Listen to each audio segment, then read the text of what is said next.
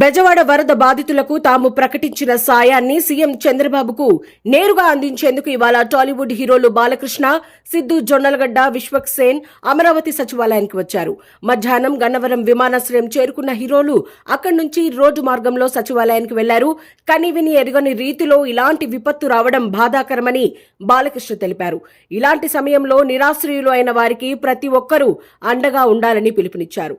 కళాకారులు వారి వారి షూటింగ్ పనుల్లో బిజీగా ఉంటారని, సమయం దొరికింది కాబట్టి వచ్చి తాము ప్రకటించిన సహాయాన్ని ప్రభుత్వానికి అందజేసేందుకు వచ్చామన్నారు.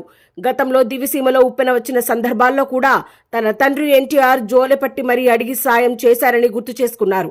బెజవాడ వరదలు మానవ తప్పిదమంటూ జగన్ చేసిన వ్యాఖ్యలపై స్పందిస్తూ ఆయన పేరు చెప్పడం కూడా అనవసరం అన్నారు. ఇప్పుడు కనివిని ఈ వర్ష ప్రభావం వల్ల కురిసిన వర్షం వల్ల ఎంతో జనజీవనం అంతా అతలాకుతలం అయిపోయింది. ఇక్కడ ఈ ప్రాంతం అంతా కూడా విజయవాడ, గుంటూరు.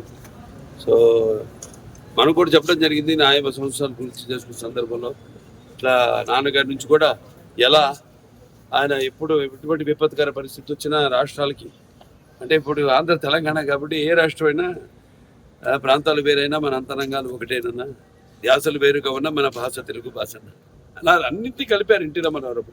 ఒక ప్రాంతానికి ఆపత్తి వస్తే ఇంకో ప్రాంతం వాడిని దాంట్లో భాగస్వాములు చేయడం, అదే ఇదంతా అంతా ఒకటే, ఒక ఉమ్మడి కుటుంబం, వసుదైక కుటుంబం, అంతా అన్నదమ్ములం అన్న అందరిని ప్రభావితం చేసి వాళ్ళని అందరినీ ఆదుకునేలా, అలాగే మేము కళాకారులు ఆయన్నే ఆదర్శంగా తీసుకుని అప్పటి నుంచి అంటే నేషనల్ డిఫెన్స్ ఫండ్ కానివ్వండి, లేకపోతే మన ఉప్పెన కానివ్వండి దివిసీమలో, లేకపోతే మన వేరే రాయలసీమ క్షామ నివారణ కోసం అయితేనేమి ఆయన అప్పుడు జోలి బట్టి మిగతా ప్రాంతాలన్నీ తిరిగి ఆయన అడుక్కోవడం జరిగింది డబ్బు.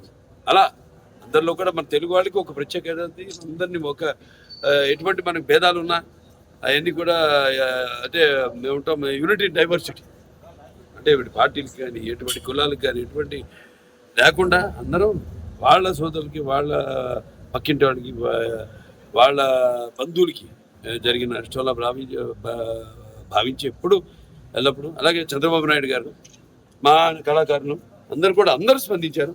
వాళ్ళ సిద్ధు జొన్నలగడ్డ గారు అయితేనేమి, లేకపోతే బ్రో విశ్వక్సేన్ గారు అయితేనేమి, అలా చాలామంది నటులు ఎవరికి వాళ్ళు షూటింగ్లో వాళ్ళ పనులు ఉంటారు.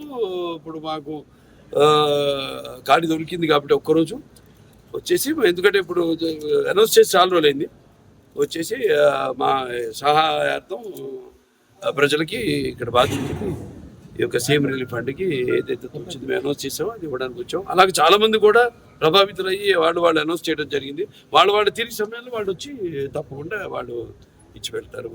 వాళ్ళు ఏదైతే ఇద్దామనుకున్నారో, ఏదైతే వాళ్ళు ప్రకటన చేశారు.